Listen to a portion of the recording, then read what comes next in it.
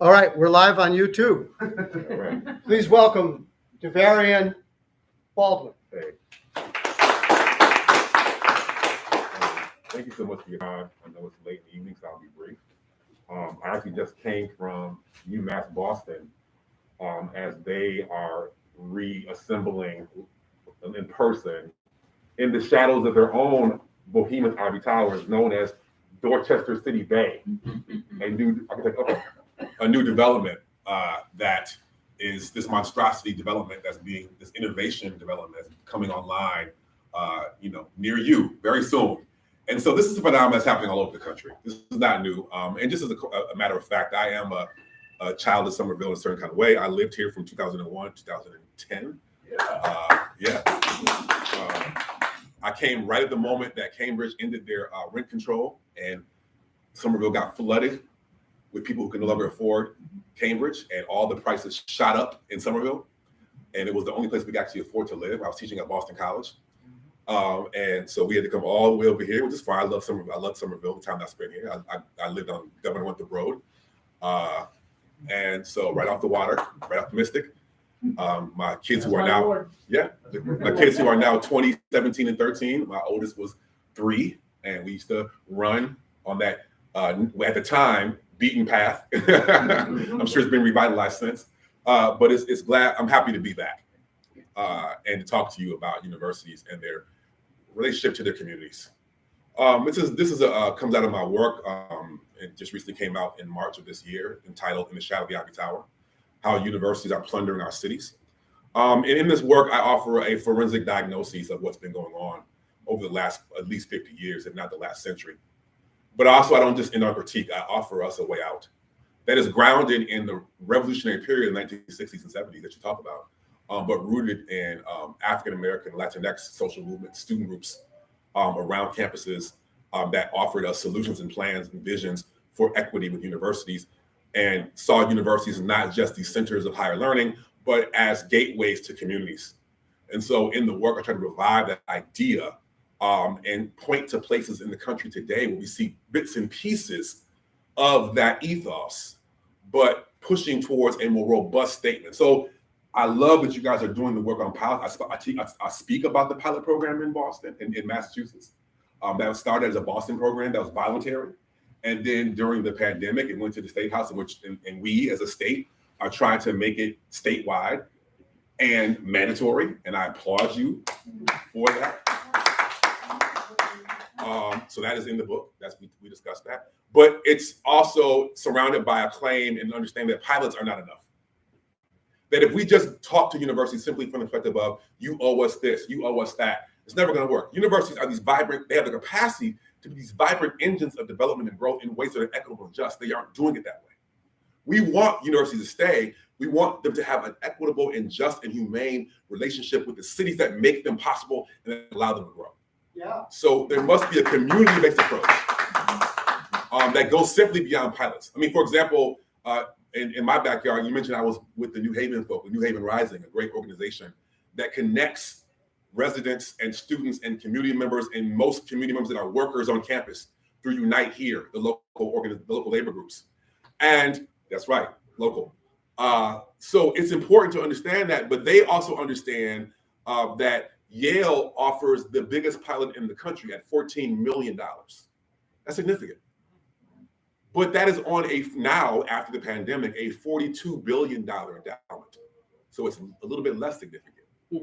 So we must have a comprehensive understanding of the various ways in which the tentacles of the Ivory Tower work their ways into our communities that go simply beyond tax abatement.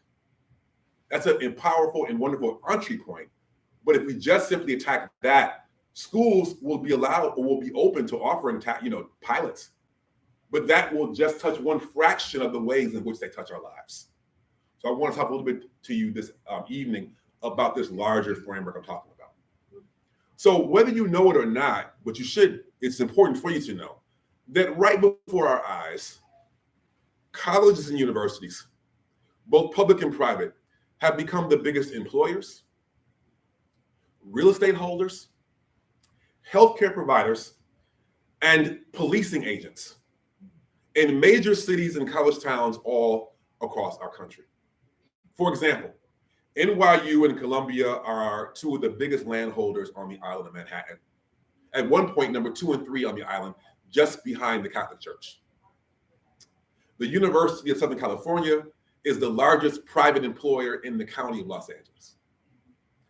The University of Chicago holds the second largest security force in the world, only behind the Vatican City, with jurisdiction over 50,000 non-student residents on the city's south side.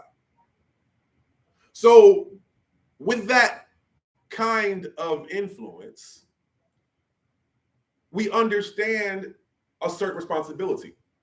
We've allowed that kind of influence to take shape because of the expectation that, well, colleges and universities, they have the capacity to bring ideas and people together and generate all types of innovations that can be an engine for our cities.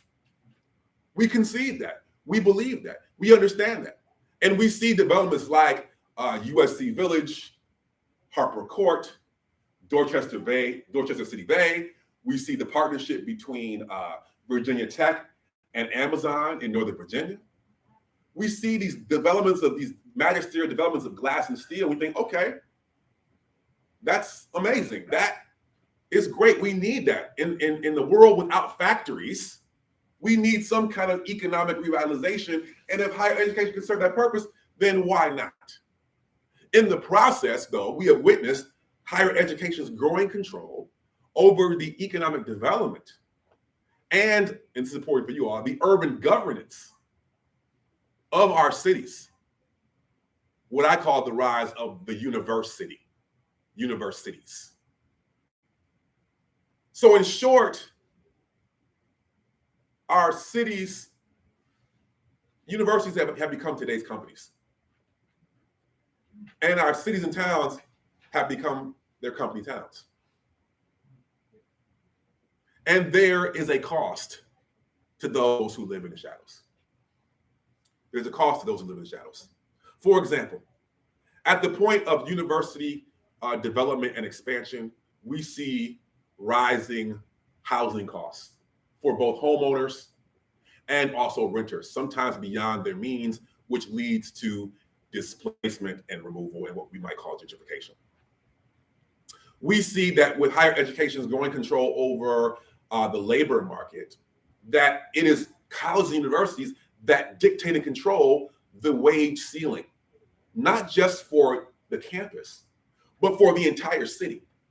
And in some cases, they suppress collective bargaining efforts, especially when they shift their labor from direct contracts to subcontractors that are not subject to the agreements bartered and bargained for by the local labor organizations.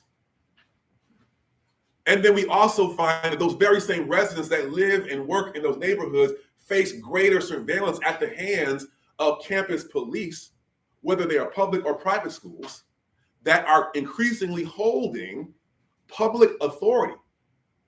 Many of them carry guns. They have public jurisdiction over non-student residents. But if they are private schools, they are not subject to the Freedom of Information Act laws. So they have been sanctioned with public authority without public scrutiny. So I just want you to take that all in for a minute. The various ways in which higher education has pervaded our lives that have nothing to do with teaching classes or research laboratories. This is a vital understanding of our new phenomena. So the question that must come to you all this evening is, how did our cities become a campus? How did our cities, right before our eyes, become a campus? And what does it mean for our public good? Whether a public school or private school, what does it mean when the governing structures, the economic priorities, the built environment of our neighborhood blocks are reorganized in ways to serve the interests of higher education? When our cities become a campus. So first of all, how did we get here? There's a long history, but I'm going to give you the short one.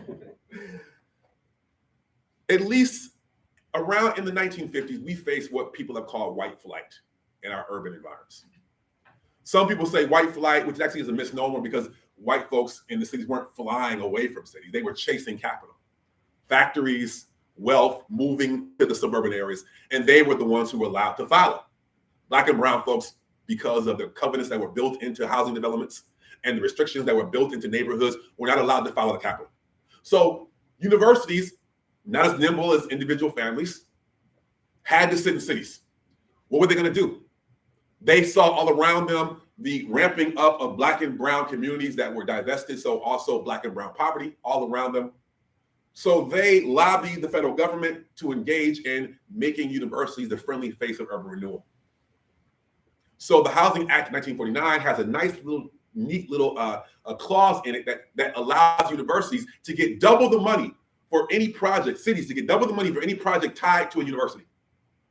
So as schools as diverse as University of Pennsylvania, NYU, Columbia, all the way to the University of Colorado at Boulder, so public and private schools, demolish whole city blocks to create security around their campuses as the racial and economic demographic of cities changed in the 1950s and 60s.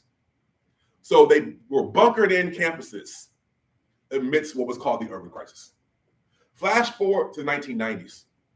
The children of suburban sprawl are beginning to look back to the city, what was literally called the back to the city movement. I was in New York in 95 during Giuliani's reign and his horrible quality of life campaigns, jailing squeegee washers, putting young people in jail who took up more than one seat on a train, people who spent too much time in an ATM vestibule, clearing ground for these children of suburban sprawl to come back into our cities. Also underwriting tech startup companies, design companies, converting warehouses into high-end housing, converting medical sanitariums, kicking out people that were mentally ill to make way for luxury housing. So individual cities were competing with each other for this returning tax base. That's one side of the story. On the other side of the story, both public and private schools, yes, even Harvard, they receive public money. But this becomes the beginning of the end of robust public funding, the beginnings of austerity. So the state budget for public and private schools is grossly shrinking. So just to recap, on one side, you've got new urbanites and cities trying to compete for them to come back into our cities. And you've got universities trying to figure out new ways to generate revenue with losses from state expenditures. There's a convergence here. When suburbanites are coming back to the cities and they're thinking about an urban life, what's on their mind? River walks, fully wired networking, museums, libraries, what do you say? Public transit. Public transit. So in short, their idea of urbanity of the city was a campus. So you have this powerful interest convergence between the interests and needs of city developers, city leaders, and the interests and needs of universities, and they converge around thinking about the Ivory Tower as the new smokestack of America's 21st century economy. How does that work? There's a key word here that we call the knowledge economy. And you probably should know it very well in Boston because it's what's driving your economy today. Whether you work in a laboratory or you clean it, the knowledge economy has become the primary driver in most cities across the country. What is the knowledge economy? The knowledge economy is whereby academic research is being used to produce lucrative goods and patents in a range of fields, from pharmaceuticals, Moderna, Pfizer, think, right? Pharmaceuticals, software industries, and military defense weaponry, just to name a few, where this research is being generated in universities, sold on the market to private companies for intellectual property, and then the royalties from that work is coming back to the university. This is a major economic engine in cities all across the country, either through direct research or through the ancillary industries that surround it. in terms of everything from the restaurants of the researchers to the cleaning crews to the waste management organizations to the biohazard companies. Almost every one of you right now is touched by this knowledge economy, either directly or indirectly. What's come with that is that there's got to be, in these previously depressed areas, there's got to be a way to lure people back into these communities. So if you're in Chicago, it's hard to get people to come back to the south side of Chicago. If you are northeastern, how are you going to get folks to live in Roxbury? Just to make it very clear. If you are in Dorchester and UMass Boston, how are you going to get folks to live in Dorchester? You build out these things that have been called knowledge communities that package together residential life, retail, nightlife, commerce, entertainment in these faux urban locales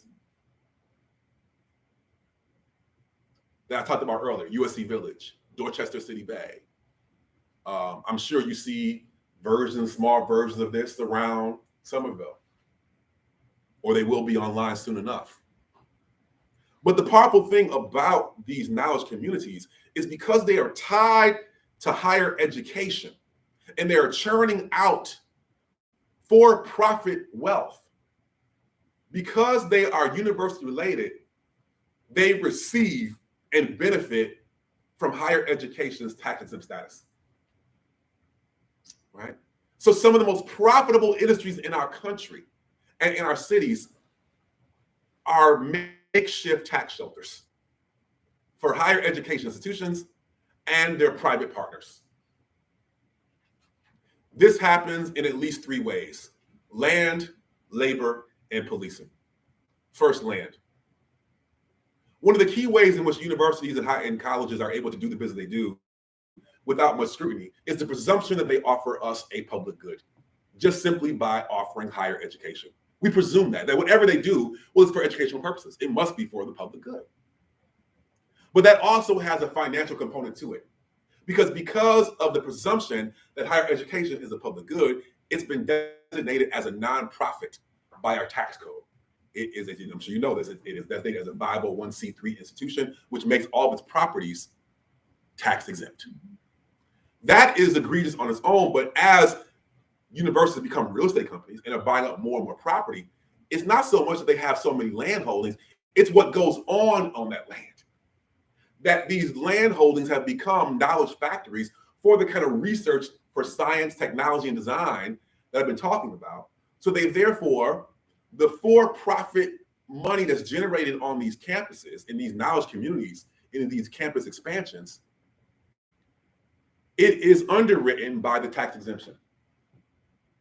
So imagine if you are a company that is doing pharmaceutical work and you are affiliated with a university, and then you are a pharmaceutical company in the same town and you are not affiliated with a university.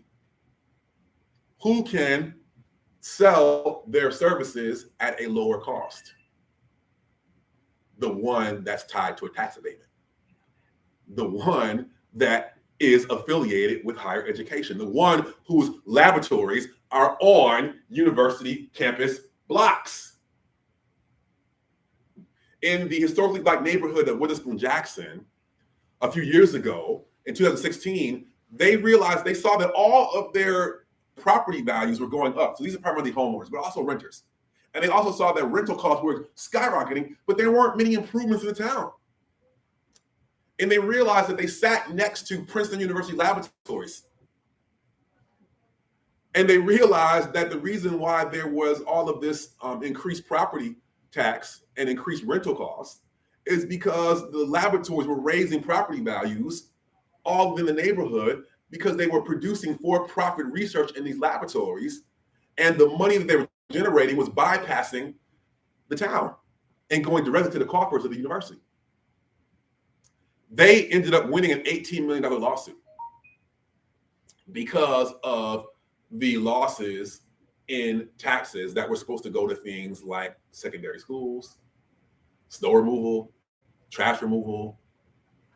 You know, think about Texas a couple of months ago, repairing or maintaining the electrical grid, right? There was a direct correlation between the impoverishment of towns and cities that have these prosperous campuses in them and the taxes that they aren't paying to the cities. The very services that underwrite and support towns and cities comes from the taxes that higher education and other nonprofits don't pay. So that's one piece, but it's not the only piece. Think about labor for a minute. In these knowledge community buildings, you have young researchers, graduate students. They have a bachelor's degree in biochemistry or computer science or what have you, or psychology, like psychopsychology. And if they went into the market, they're a graduate student, they receive a stipend of about $20,000 maybe. If they're organizing, they might get 25. With the same degree, they could go into the private market and maybe get a starting salary of $60,000. They produce enough research over the next 5 years, their salary rises to $100,000. But if they are that graduate student, they get that stipend of $20,000. They produce some research that produces value and wealth in the private market that comes back to the city, to the university. 5 years later, they're still receiving that what? That same $20,000 stipend.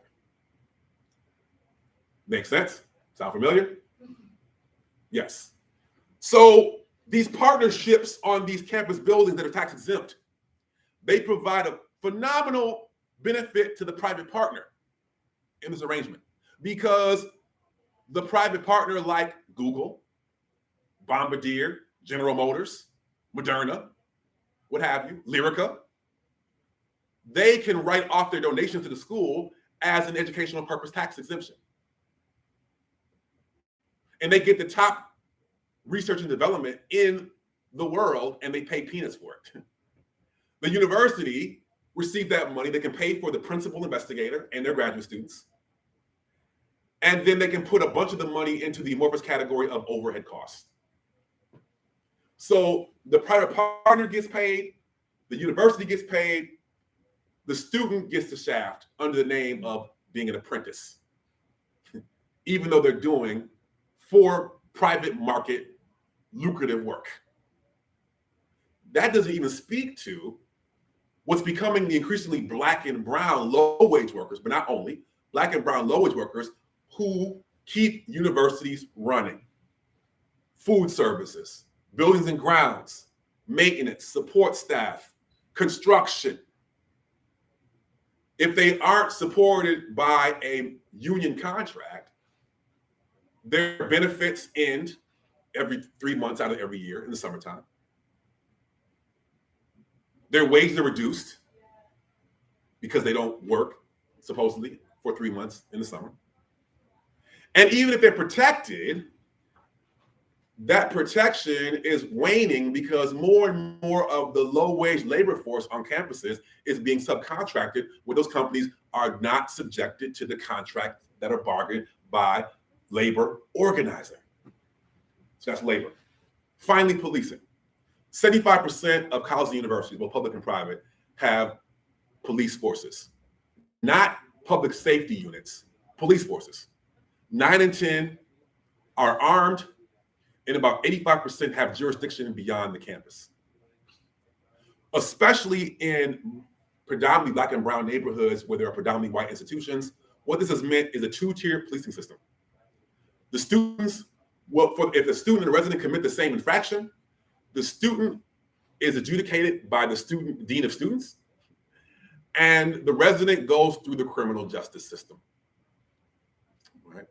And then again, I said before, if it's a private university, whatever they're doing doesn't have to be reported, because as a private entity, they're not subject, like Tufts, they're not subjected to the Freedom of Information Act laws. So the point here is that all this wealth generation, the tax abatement, suppression of wages on these campus blocks is further surveilled and policed and protected by the police forces. You might say, well, what about public safety? What about crime? Campus police are not in the business of crime reduction. They're reactionary. And I have many friends who work as campus police. I'm not attacking the actual workers. I'm talking about the system of policing. Their job is not to police to reduce crime. Their job is to protect the university brand. Because think about it. What are two of the biggest crimes on campuses? Sexual violence and substance abuse. Campus police do a horrible job on both accounts. You might say, why? Well, is it capacity? I would say no.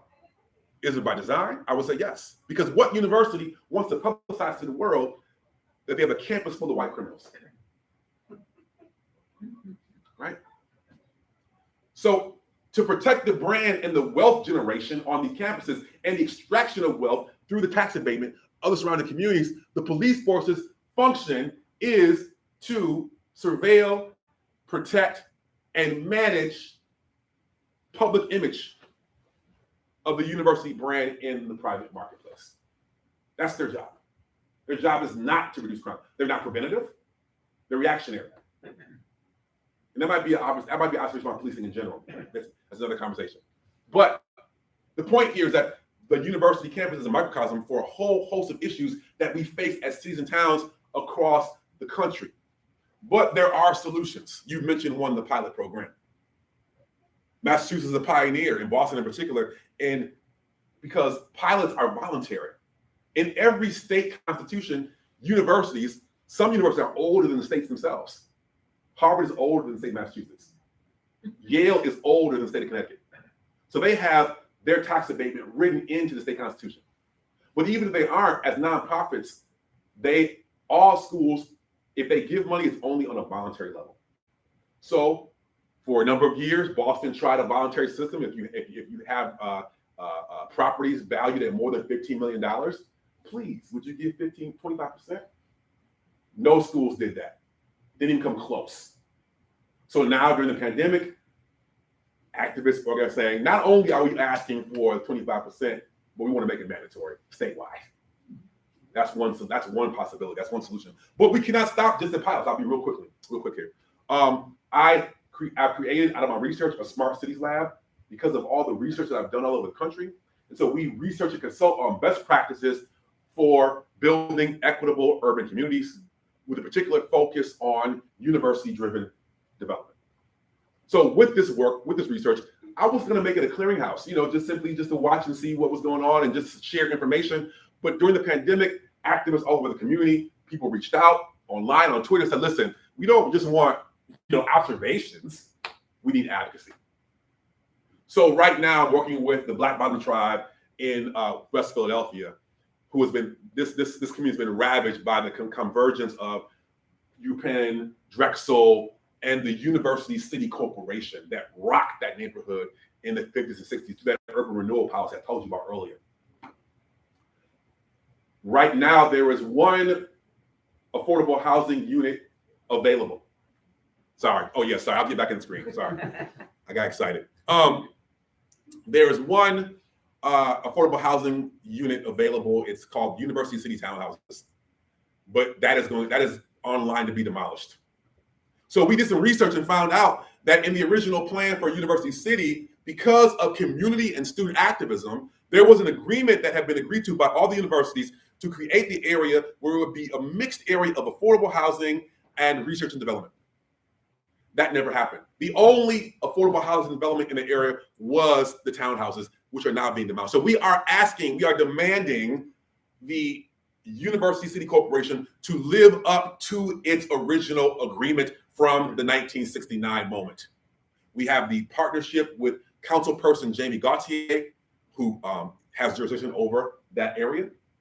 And she's putting forward a plan right now to make the University City Corporation live up to its original policy.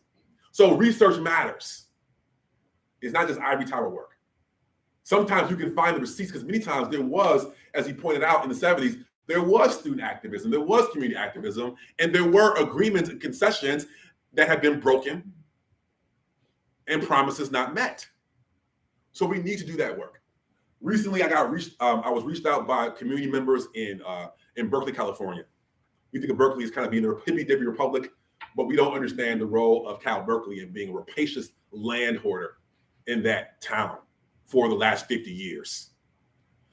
Quiet as it's kept because of its activism in the city. Berkeley has one of the strongest rent control protections for a city in the country. But there's a clause in the state constitution that demonstrates that if a university purchases a property in any town, their authority usurps any municipal protections. So Berkeley decided to buy a rent-controlled building at 1921 Walnut Street. And when they did that, that activated the elimination of rent control protections. So I'm working with them to fight against that. There are lawsuits going on right now, conducting research to deal with those things. So having said, these are two examples, but as solutions, pilots, we can call for community benefits agreements on any and all developments that go on in these areas. That can include zip code specific job training or job inclusion. It can include affordable housing in any university development project, not at 80% AMI, because in Boston, 80% AMI is still unaffordable. We know that. But at 30% AMI, 40% AMI, right? Can build out community centers with a community benefits agreement. We can do this and activate this by creating community-based planning and zoning boards. I found in New York that Community Board 2 and 9 both disagreed with NYU and Columbia's expansion into neighborhoods, but the community boards are only advisory. They don't have legislative power. So we need community planning boards that have veto power to oversee these projects. And neither one of those neighborhoods were against university expansion. They wanted mixed neighborhoods of affordable housing, small workshops, campus buildings, but both schools said, no, we want complete campus control. We can talk about endowments. For right now, all endowments, Harvard's $52 billion endowment is tax exempt. It gets tax exemption simply because the argument is that it serves the public good of education. But in order to maintain that, it must spend 5% of the endowment every year. Most barely do that. So what would happen if we demanded that schools took just an additional 3% of their endowment and reserved that for community development projects? That would be millions of dollars. Millions of dollars. Right? But we've got to lobby our state and local officials because they have the power to reject or approve campus expansion projects in our communities. But in many regards, not here, but in many regards, the officials went to the schools, and so they have these relationships where they see their own interest in the interest of the university instead of the interest of the community that they're supposed to serve. So we need to push and lobby and prick and prod on our officials to create stronger protections in moments of expansion, development, and growth in these areas. Something as small as, for example, during the pandemic, every year, every day, schools had to throw out tons of food every day to maintain health standards. But during the pandemic, a couple of schools started taking that food and packaging it into healthy meals for communities in need. Why have we been doing that forever? And why did we stop when the pandemic began to wane? These are the things about responsibility. There's an old joke in Connecticut that says, what would New Haven be without Yale? And they say Bridgeport. Ha ha ha ha ha. What that means is it's a racist and elitist joke that says it would be a black, brown, poor slum without Yale. But we look at the tax abatements.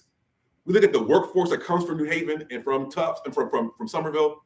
When we look at the communities that serve that keep these universities going, the question should actually be, what would Yale be without New Haven? What would Tufts be without Somerville? What would Tufts be without Medford? That's the real orientation. So I argue at the end that these pilots are important, but they must be also affiliated and coordinated with other projects around campus benefits agreements, community benefits agreements, endowment protections, forensic accounting of what goes on these campuses in terms of what's for profit and what's not, and what's non for profit, what's truly educational and what is market driven, redistribution of food, taxation, labor organizing, right? Labor that should not be predicated on your credit scores or your prison history. Because universities are so pervasive in our lives in ways that have nothing to do with teaching classes, this is an inflection point where we can say that because you are so embedded in so many areas of labor, policing, healthcare, employment, land ownership, there must be a reciprocal relationship and a responsibility that goes simply beyond what you claim to do in the classroom. Universities claim to solve the most difficult problems in the world. That's their tagline. We solve problems. We get grants because we solve problems. We get tax exempt land because we solve problems. Well, if we take that to its logical conclusion, why wouldn't they begin solving problems in their own backyard? Thank you.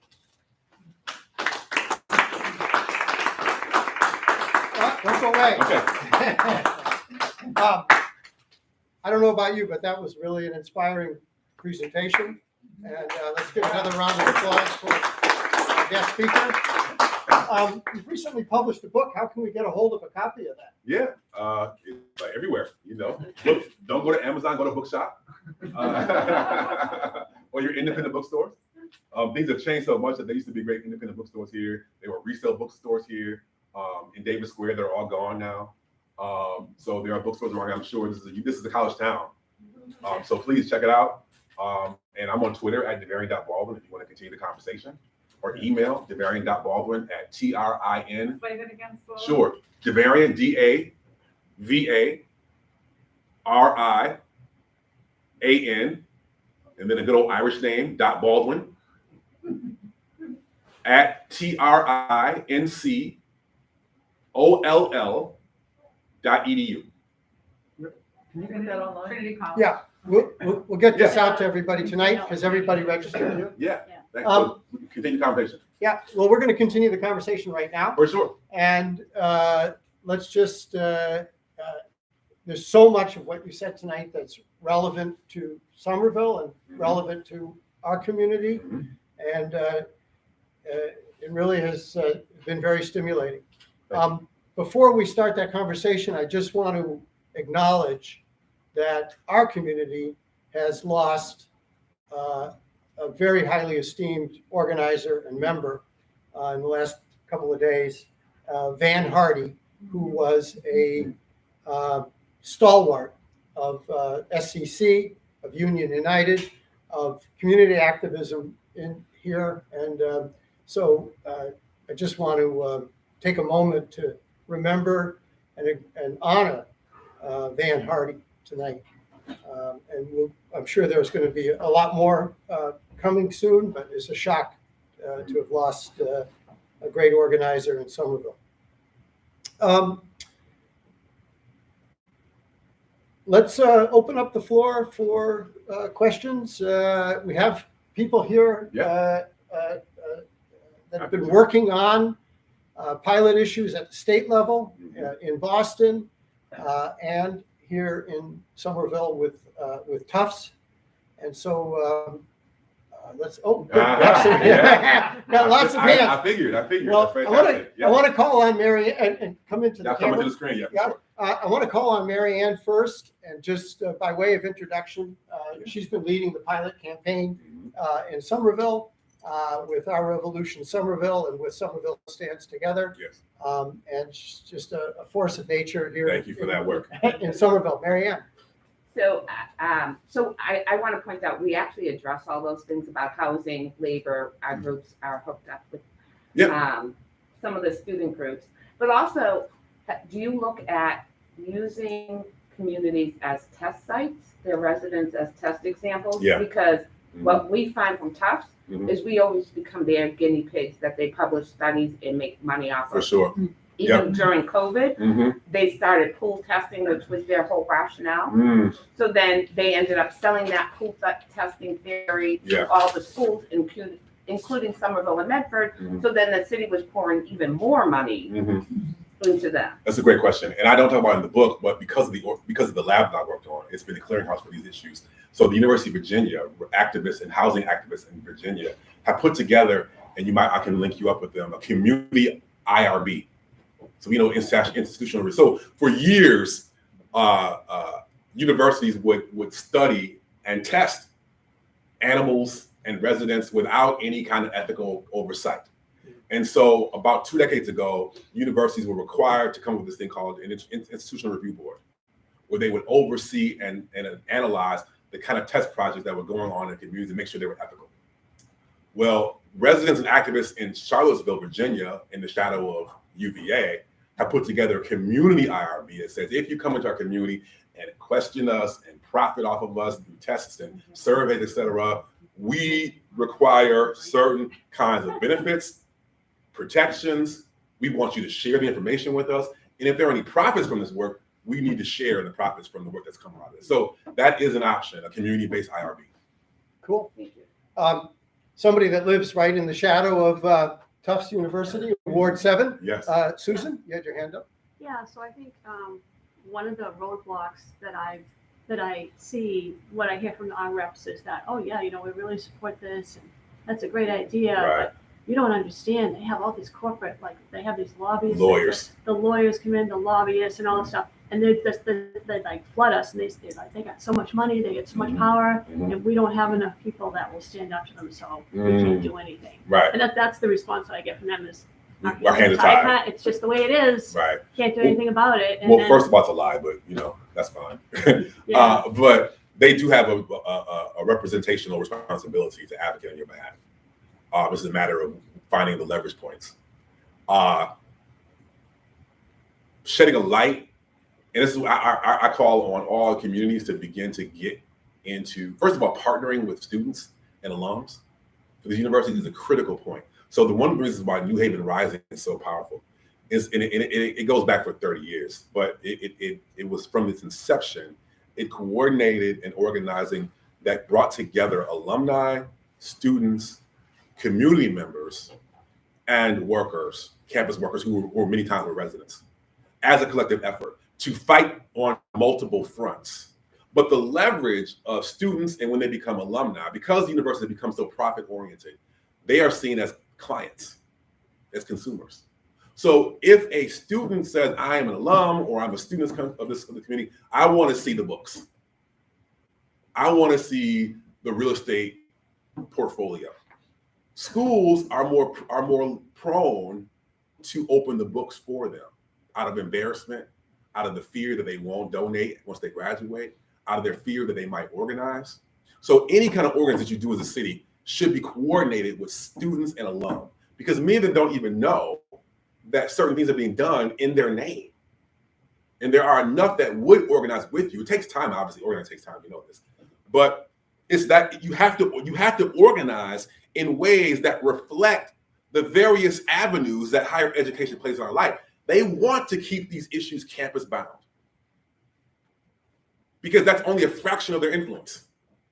But if we organize with the various constituencies where universities actually impact the world, that would be a solidarity coordination that would be unheard of, that would be unparalleled. We're going to do that here. Yeah. So that's a start. Enid Eckstein, who's had a letter in today's Globe, Yeah. and has been helping to lead the charge in with the Boston Pilot Group. Mhm. Enid? And with everybody else here in terms of filing state legislation, Somerville, Medford, we've all been working together. Yes. I'm especially interested in this question of challenging nonprofit status. Mm-hmm. So in Boston, we had a big victory last year. Yeah. We got revaluation of Mm. all the pilot properties. Mm-hmm. So we anticipate a report at the Great. end of this year that's going to list, and what the city told, we met with the assessor, and what we've been told is we're going to get a report that's going to list like Northeastern and all the properties they hold. Mm-hmm. And we will be able to hopefully match up which are educational And which are not. Because 10 years ago, when Menino started the program, that was the first report they did. And I don't think he realized what they were doing. Mm-hmm. But now that we know, and we have a new mayor coming in. Yes. And so we see this as an opportune time for us. Mm-hmm. And I'm just curious on, we follow Princeton, but I'm curious about other challenges. Yeah. And I think the other thing that's a little unique to this area Mm-hmm. is the fact that it's not just eds. It's not just educational. It's Yeah. eds and meds. Right. That's and they're right. totally intertwined with Mhm. the pharmaceutical industry. That's right. So, the richest institutions are not just Harvard, they're Partners Health. Harvard Medical, Harvard Pilgrim. MGH Brigham is what they're called Mhm, now. mhm. And they are sitting on tons and Conglomerates. tons of reserves. So we can't just take one on, and we've, fought a lot about community benefits. So I'm just curious, Oh yeah. looking at those places where there's, such an integration Mhm. of those two things. And what's your thought also Oh. about long-term campaigns around challenging It makes status? total sense. Yeah. But I learned from like the New Haven case where Yale pays the biggest pilot in the country, as I said before, and it's had a little impact on their influence on the city. It's a different scale. I mean, New Haven's a lot smaller. And I think that if you get every nonprofit to buy into these mega nonprofits and the meds and eds, and other areas as well, to buy in, they will have a great impact. But because of the dependency of the Boston area, not on universities, not just in terms of pilot, but for real estate, like student real estate and retail, that's also going to be factored into the analysis. So, for example, Yale, UPenn, there's a group called Penn for Pilots. Fantastic. So, but the solution from Penn was, we're going to give you a $100 million gift, right? Which is purposeful. That's legal advice, because to call it a gift doesn't demonstrate or admit responsibility in the long term. It doesn't argue for it or acknowledge that this is not philanthropy. We are demanding compensation for a long-term fiscal arrangement that your prosperity is tied to what you don't pay into the city. And so I just advise all communities and towns to if you can't avoid the gift approach. Pilots are even tricky, because I would advocate, ultimately, which we're trying to do in Philadelphia right now with Black Bottom Tribe, at least for that community, because it's such an egregious act of pillage, that the community be placed as a consistent line item on the annual budget of the university. That's what we're calling for. So that when you are conducting your budget annually, there is a line item that says Black Bottom Community. And so it's not a pilot, it's not a gift, it's reintegrated into your actually way in which you do business. And so that's what we're actually, don't know if it'll be approved, but just putting out there that to the point that we acknowledge the political economy, and then we reject the claims of philanthropy and giving. So it's maybe more symbolic, but just to put these institutes on notice that we see you, we see how you operate, we see how you function. But I do applaud and support, and I'd like to hear more about this, what you guys are doing. I think it's phenomenal. I will amplify it with my lab to other communities across the country. That part about doing kind of a forensic accounting, because every community I talk to, every university administrator, they punt to the assessor. Well, it's the assessor, right? They all do that.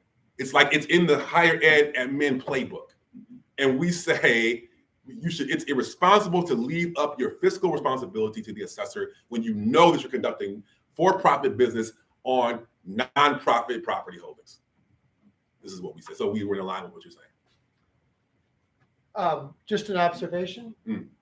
The two biggest employers in Somerville, right, are Brigham Women's Healthcare is number one, right, nonprofit. The second biggest is Tufts. Right. And these are the biggest employers, both of them. And it's important to know how they set the wage ceiling. So this is what I talked about earlier, especially when I do my work on Baltimore. So because of that impact, if a university is the biggest employer and they suppress wages or they raise wages, then every employer will be required to raise wages to compete, to keep their labor force.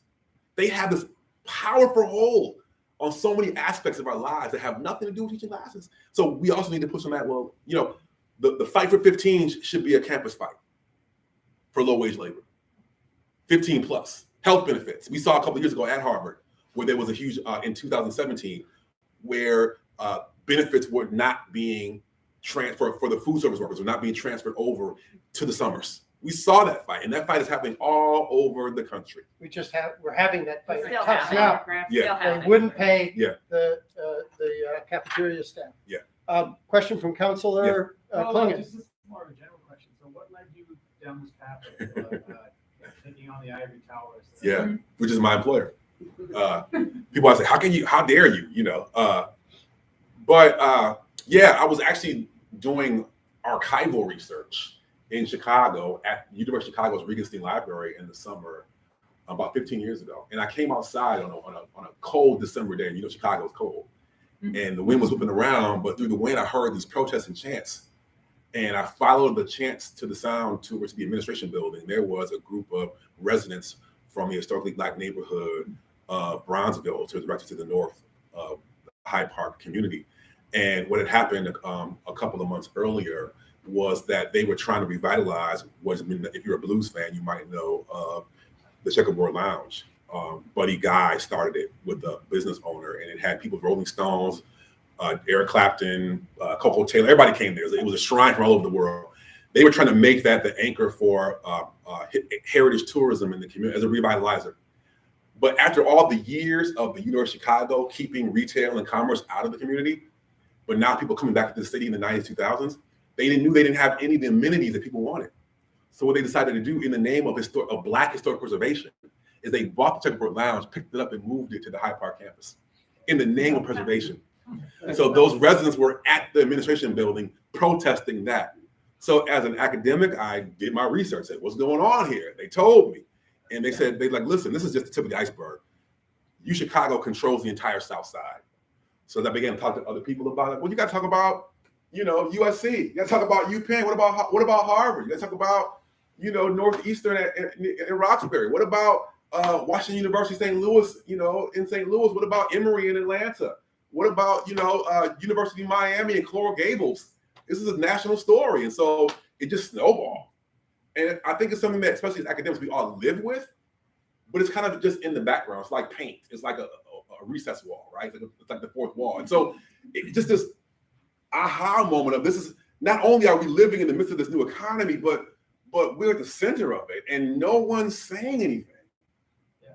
So just to that point, because I grew up in Somerville and, Tufts is right there. And a lot of times you'll talk to people and they'll go, what about partnering with a local university? Why haven't, what's Tufts, what are they doing to help the youth?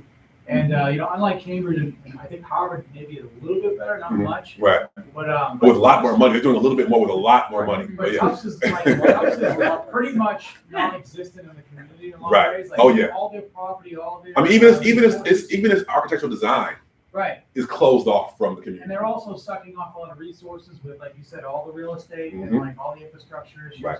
But the main thing I'm trying to say is so earlier on you said something about pilots and how it's almost like we have a community benefits agreement ordinance in Somerville. Sometimes that kind of gets the developers off the hook because we're paying into this. So they say, so basically we're saying okay, well if we get Tufts, if we nail them down, right. Why can't we have something for our children, use the pool, right. Right. It's they're just okay, yeah, we'd rather do that than actually be a good community partner, be an asset to the community. Exactly. One of the things that Tufts does is they use the student participation in the community. Turkey drives, cleanup days, tutoring programs. And that's part of what they consider to be community benefits. And the students are paying for that to get their internship credits. So that's part of the scam. And one of the most amazing things about Tufts is that they actually agreed to do the 25% on their Boston properties, but not the Medford or Somerville ones. But not Medford or not on the Medford. But then they cut everybody.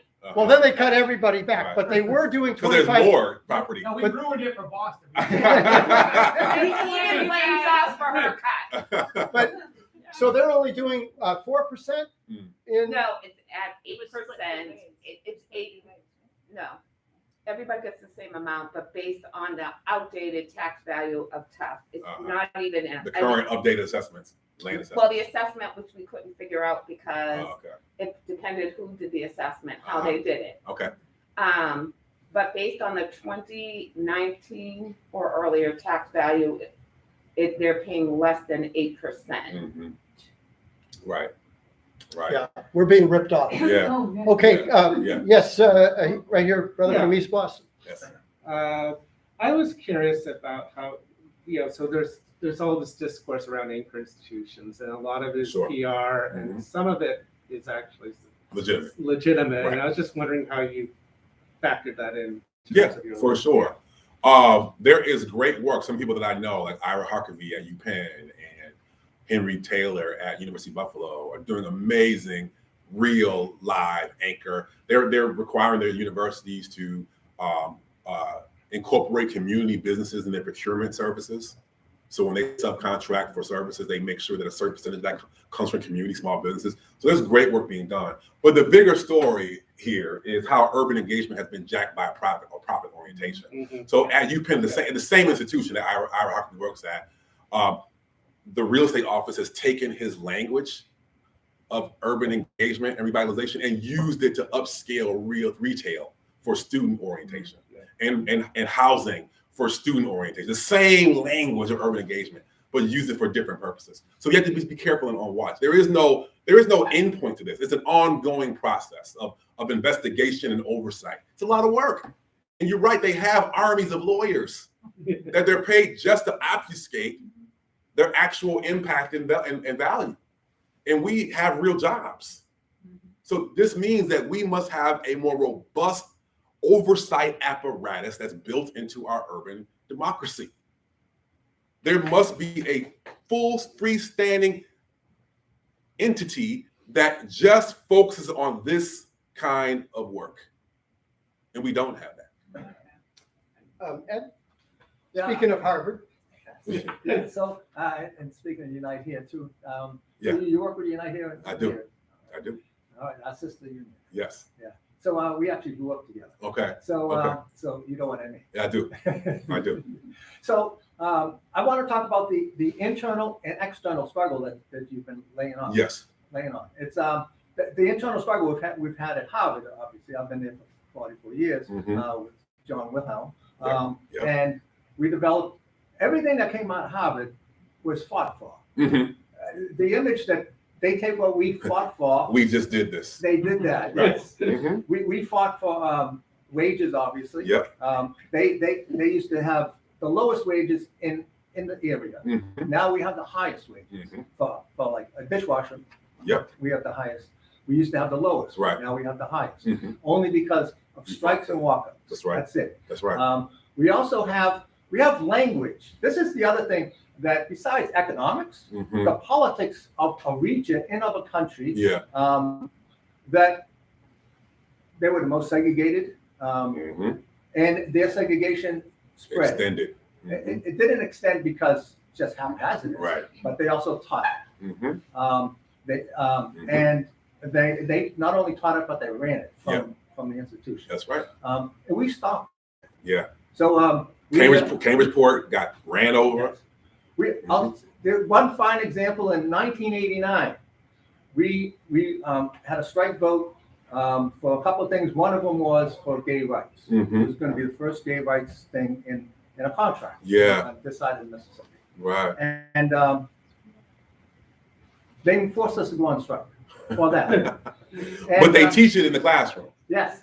No, they didn't teach it then. Yeah. Oh, right. If I show you the 1989 contract, it says they call it sexual orientation. Sexual orientation rights will only pertain to dining hall workers at Harvard, nobody else on campus. Well, obviously they took that out the next contract. Yeah. But I didn't know that. right now the grad students are on strike. I know. And they're on strike HGU. and they're demanding what we have. They actually said at the table, we demand what the dining hall workers have. About sexual orientation, about trans rights, about discrimination. Sexual harassment issues. Right. And so that's the internal. Now the external, we play it on is that we just don't look at the president. Right. We look behind the president. The board. Which is the board.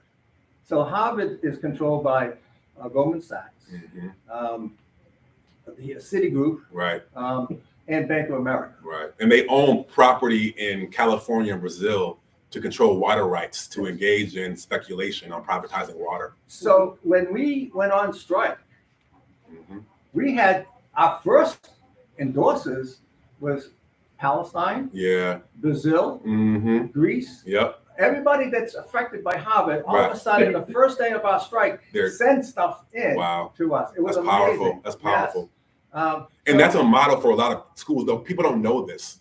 Yes. And they need to see this. Like I was saying before, if we organize with the people that are affected in the broader sense, we have a much broader collective solidarity. So that's what I wanted to speak about, the internal struggles that are going on, because you've been at Yale, you know about them, and the external. That's right. Because even though we have struggles here, sometimes they're not related into the community. 'Cause That's right. everybody's so busy. That's right. Yeah. So, for example, in 1968, when Columbia wanted to put a gym in the middle of Morningside Park that would separate Harlem from Morningside Heights, and residents and students charged Jim Crow, GYM Crow. And it was they sat in campus buildings for a week, and the only reason that they were protected was because the community was watching. A week before Martin Luther King had been assassinated, and there are documents in the records that show that university administrators were afraid that if they mistreated these students, that all hell would break loose because the community was watching. So on each day, community residents were sending in soul food dinners to the students through the windows of the buildings. Mao Zedong sent a letter of solidarity. Che Guevara sent a letter of solidarity to the students. It was a global phenomenon. And that's the reason why that gym never found grounding in Morningside Park. That's a story of victory because of the comprehensive way in which campus, labor, and community were perfectly aligned. And this is the kind of model we need for any kind of campaign we're going to push forward today, especially because universities are even more pervasive in our lives than they were then. Okay, we have time for just one Sorry. more. I get excited, sorry. No, this is awesome. Brother Corbett. Yeah, Jared, so I had the pleasure of seeing you in New Haven a few weeks ago. Yeah, At that rally, and that was really good. I pulled out my phone. So my cousin, Reverend Scott Marks, who you met there, is a good friend of mine. My cousin works for him for both New Haven Rising and for Unite Your Local 34. Right. So you said, Yale pays the highest pilot. But just to put that into perspective, I believe it's $13 million they pay. Right. On $41 billion endowment. Yeah, and their combined tax break to Yale is $157 million. Exactly. Yes. So 157. So if they were a private institution, right, all that money would be going to the public coffer. Yeah. Yeah. So imagine what could be done with that. I mean, we have bureaucracies in our cities. So it's not going to be solved on its own. But just imagine that your town or city had an influx of $100 million. And Yale is, like you said, is a company town. Yeah. And there's similarities between both Cambridge and Somerville, but the difference is in New Haven, Yale's the only game in town. That's right. So it's kind of like them against, it's like them against Yale. And here we have multiple. Tufts is only partially in Somerville, right? And they're partially in Medford. 50-50. And then we have partners, healthcare / MGH / Brigham and Women's, whatever they're going by now. And then the same in Cambridge has, they have Harvard, they have MIT, but then they also have all this private sector money, which pumps a lot of money. So I'm not saying it's insurmountable or anything like that, but it's difficult. It's difficult, yeah. That's what I'm getting. And the history of social movements have shown that they can never just be local. They have to be regional, if not global. They have to match the reach of the institution you're facing. So this is why it's great that you guys are coordinating together, because these, like Walmart, if Walmart faces a price challenge in one town, they'll just raise the prices in another town to make up the loss. So the only way you can defeat that is coordinating the two towns amongst a collective campaign. So Cambridge, Somerville, Medford, Boston coordinating gives these institutions nowhere to run. You can't play one off the other. That's a critical and vital approach that you have at your disposal. And I applaud it and I encourage it.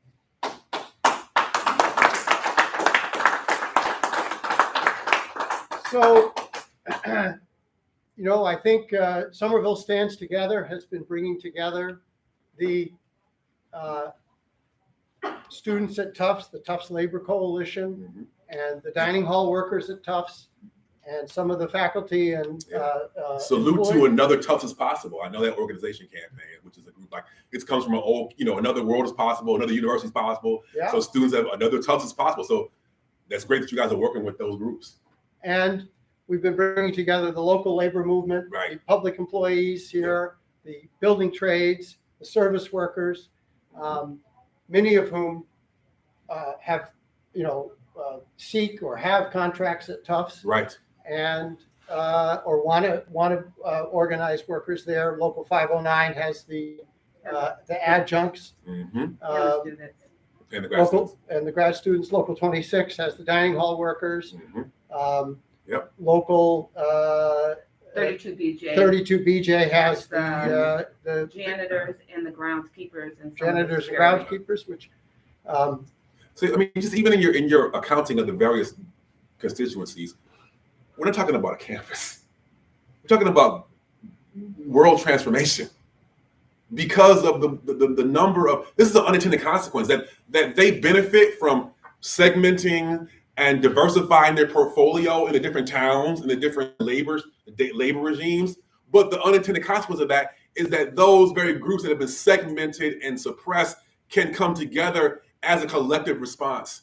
And that's something they're not prepared for. And that's what you can do. And that's powerful. Yeah. That because of the ways in which these schools are involved in so many aspects, that works against them. Because then if we come together, we're talking about a complete transformation of our democracy, of our economy. If we come together as adjuncts and trade workers and non-skilled workers and students and alums and parents, because of the role that universities play in our lives as these employers and these wage holders, we're talking about a better life for everybody. And that's the message we got to put out there. wonderful. So this won't be our last engagement. Yeah, I would love to come back when you guys organize. I was in New Haven. I will be in Somerville and Medford. I will come back. I definitely would.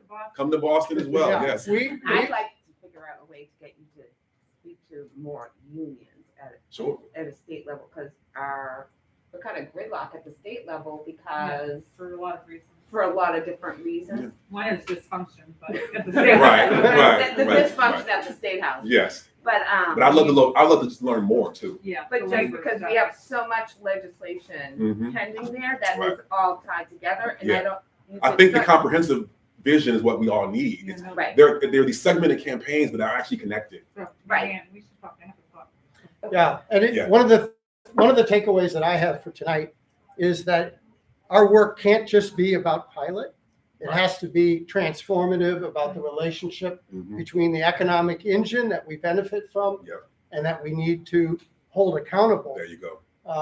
in our community. Yep. And that really is a takeaway, because I've just been thinking, all we need to do is get Tufts to give us what they owe us. But we've been doing that. Right? Yeah. But they don't give Oh, us. no, that's Oh. because they just just ignore us. they ignore us all the time. But Right. that's because we have had a city leadership minus the city council Right. who has allowed him, To run. Monaco, to run amok. And Yeah. now we are running into that with our state delegates and our state legislators who, it doesn't matter what the voters want. Yeah. It seems to matter what Tufts and, Their lobbying interests. Partners. You want to start debating now? Correct. No, but I'm just saying. We shut them down when we can. No, I said except for the city Yeah, council. for sure. But learn from New Haven, learn from Providence that pilots are great. Learn from Philadelphia, but they're not enough. They're a good start. To And so go that's- along with that, we in the union, in our negotiations and stuff like that, we know that we can't hold out much longer unless it's flawed. Comprehensive, yeah, And the community, how it can beat up any community it wants. right. It could beat up any union it wants, but it can't beat us up altogether. Yep. Until we actually start to get together, Mhm. then we can talk about actually beating these people. Yeah. No, For sure. agreed, and I think that we've done that at Tufts. I just think that it's Right. gonna be a larger, I think it's something we larger bill. can all stand on together, right? Can we all stand on that point? Yes, we Yeah. can, and we can end on that. Yeah. point. Yeah. Thank you so much. Thank you. Thank Appreciate you it. so much. Did you want to try to get a photo or something? Or Yeah. I know you are a big photo man. What did you want to do? That's great. Just pull this down.